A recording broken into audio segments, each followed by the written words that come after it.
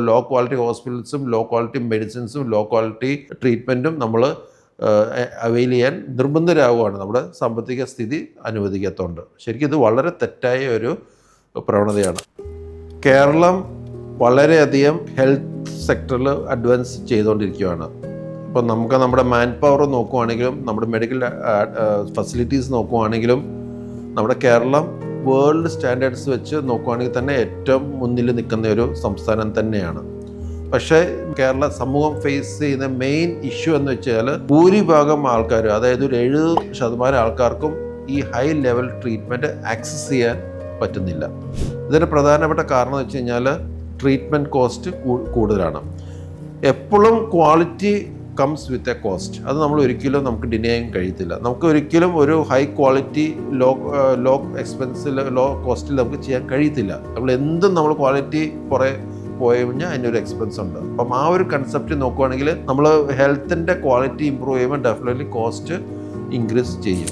പക്ഷേ ഇതിനൊരു പരിഹാരം എങ്ങനെയാണ്? ഡെവലപ്ഡ് കൺട്രീസിലൊക്കെ അവിടുത്തെ ആൾക്കാർ ഒരു സിറ്റിസണും സ്വന്തം കയ്യിൽ നിന്ന് ഒരു ചികിത്സ ചെയ്യേണ്ട ഒരു ഗതിയുടെ അവർക്കില്ല. പക്ഷേ നമ്മുടെ ഇവിടുത്തെ സിസ്റ്റം എന്ന് വെച്ച് കഴിഞ്ഞാൽ നമ്മൾ ധനികനാണെങ്കിൽ നമുക്ക് ആവശ്യത്തിന് കാശുണ്ടെങ്കിൽ മാത്രം നല്ല ക്വാളിറ്റി ട്രീറ്റ്മെൻറ്റ് കിട്ടത്തുള്ളൂ. അല്ലെങ്കിൽ വളരെ സബ്സ്റ്റാൻഡേർഡ് ട്രീറ്റ്മെൻറ്റ്, അതായത് ലോ ക്വാളിറ്റി ഹോസ്പിറ്റൽസും ലോ ക്വാളിറ്റി മെഡിസിൻസും ലോ ക്വാളിറ്റി ട്രീറ്റ്മെൻറ്റും നമ്മൾ അവൈൽ ചെയ്യാൻ നിർബന്ധരാകുകയാണ്. നമ്മുടെ സാമ്പത്തിക സ്ഥിതി അനുവദിക്കാത്തതുകൊണ്ട്. ശരിക്കും ഇത് വളരെ തെറ്റായ ഒരു പ്രവണതയാണ്. അതുകൊണ്ട് ഇനിയും കേരളം ഹെൽത്ത് മേഖലയിൽ മുന്നോട്ട് പോകണമെങ്കിൽ എല്ലാ ആൾക്കാർക്കും ഹൈ ക്വാളിറ്റി ട്രീറ്റ്മെൻറ്റ് ആക്സസ് ചെയ്യാനുള്ള ഒരു സാഹചര്യം ഉണ്ടാവണം. അതിന് പ്രധാനമായും എടുക്കേണ്ട ഒരു സ്റ്റെപ്പ് എന്ന് വെച്ച് കഴിഞ്ഞാൽ എല്ലാവർക്കും മെഡിക്കൽ ഇൻഷുറൻസ് കമ്പൾസറി ആക്കുക.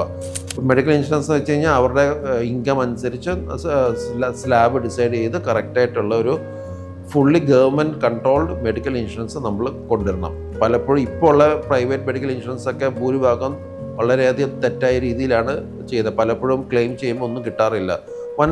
ഹൈ ലെവൽ തട്ടിപ്പ് നടക്കുന്നുണ്ട്. അത് ഒരിക്കലും നമ്മൾ മറക്കേണ്ട കാര്യമില്ല. അത് ഉള്ള സത്യമാണ്.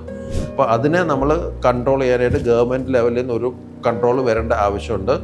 കൂടാതെ ഗവൺമെൻറ്റിൻ്റെ ഹെൽത്ത് ബഡ്ജറ്റ് വളരെയധികം കൂടണം. ഇപ്പം 3 to 5% ആണ് ഇപ്പോൾ കേരളത്തിലെ ഹെൽത്ത് ബഡ്ജറ്റ്. അതൊരു 12% വരെ എത്തിക്കണം. അപ്പം ഇതിലൂടെ നമ്മൾ ഒരുപാട് ഇൻവെസ്റ്റ് ചെയ്താൽ മാത്രമേ ആൾക്കാർക്ക് high level of treatment avail ചെയ്യാൻ കഴിയും. എപ്പോഴും ശ്രദ്ധിക്കുക, ഹെൽത്തിലും വളരെയധികം ഇൻവെസ്റ്റ് ചെയ്ത രാജ്യം അതോടൊപ്പം പുരോഗമിക്കും. അപ്പം അതിലെപ്പോഴും നമ്മൾ ശ്രദ്ധിക്കണം. Thank you.